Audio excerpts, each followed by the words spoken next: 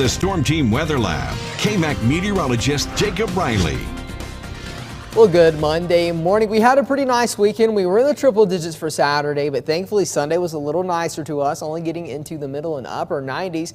And it looks like those triple digits will be gone for the next 7 days. Out there this morning, though, we are dealing with a couple of showers across the region. Notice overnight we did have a decaying line of showers and storms from the Texas Panhandle move into our area, and we're still seeing a few of those showers out there right now, still from Tatum back up towards the Olton community. Notice these are continuing to fall apart. A few areas of lightning strikes in this, but really just some very beneficial rainfall, some heavier rain there in the oranges and yellows for Morton and just back to the north of Littlefield. Not expecting it to make its way here into Lubbock, unfortunately. Plainview, you guys saw a couple of sprinkles earlier, but you're just seeing those clouds now, and it should be dry for you for most of the day today. Now, as we go throughout our forecast model here, what you'll notice by 8 o'clock, a couple of showers still possible out there. That sunshine returning by noon, though, lasting through this evening, and it's going to heat us up a little bit. Once we get a little bit more of that heat in, we could see a few more isolated to scattered showers pop up across the region. Notice a couple more clouds moving in overnight,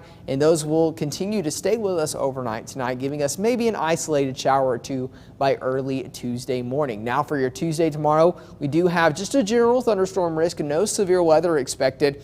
And again, this may make you think everywhere we'll see a thunderstorm tomorrow, but it just means everyone has a slight chance to see a couple of showers or storms. Not all of us are going to see rainfall. In fact, it's going to be very isolated as we go throughout the day on your Tuesday.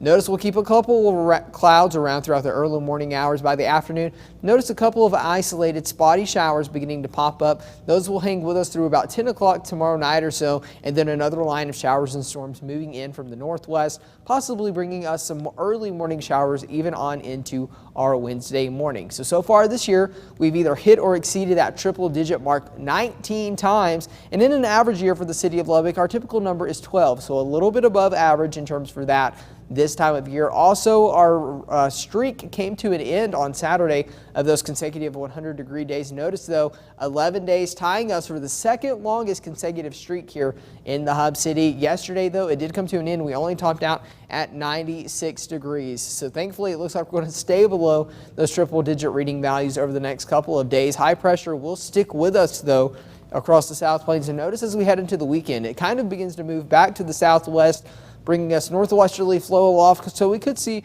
a few more isolated showers and storms as we head into your weekend this upcoming weekend.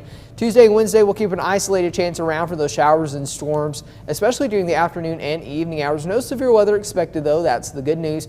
And then as we head into your weekend this next weekend, staying in the middle 90s, right around average, with those shower and storm chances going back up Saturday into Sunday. This is just so much better than last week. No triple digits and some cloud cover, and then throw in a few rain chances. I like this one a lot better. No, jealous of our counties to the northwest, though. Got some good rainfall this morning. Definitely wish we could get some here in Lubbock. Yeah, hopefully we can get in on that action Cross sometime later this week. Yeah. All right, thanks, Jacob.